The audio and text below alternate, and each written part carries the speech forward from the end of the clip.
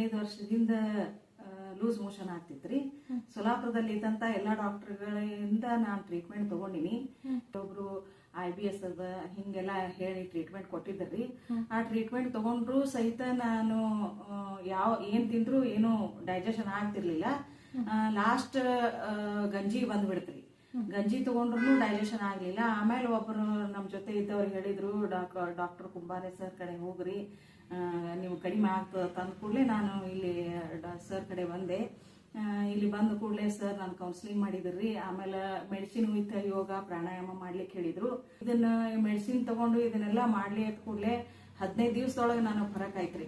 ಈಗ ಸದ್ಯಕ್ಕೆ ನಿಮಗೆಲ್ಲ ಮೆಡಿಸಿನ್ ಸ್ಟಾಪ್ ಅದ. ಈಗ ನೀವು ಮೊದ್ಲಿನ ತರ ಎಲ್ಲಾ ರೀತಿ ಈಗ ನಾನು ಮೊದ್ಲ ಗಂಜಿನೂ ಡೈಜೆಷನ್ ಆಗ್ತಿರ್ಲಿಲ್ಲ. ಈಗ ಎಲ್ಲಾ ನಾರ್ಮಲ್ ಪರ್ಸನ್ ನಾಗ ನಾನು ಎಲ್ಲಾ ರೀತಿಯಿಂದ ಎಲ್ಲಾ ರೀತಿಯ ಊಟ ಮಾಡ್ತೀನಿ. ಈಗ ಯಾವ್ದು ನನಗೆ ಡೈಜೆಷನ್ ಏನು ಪ್ರಾಬ್ಲಮ್ ಇಲ್ಲ.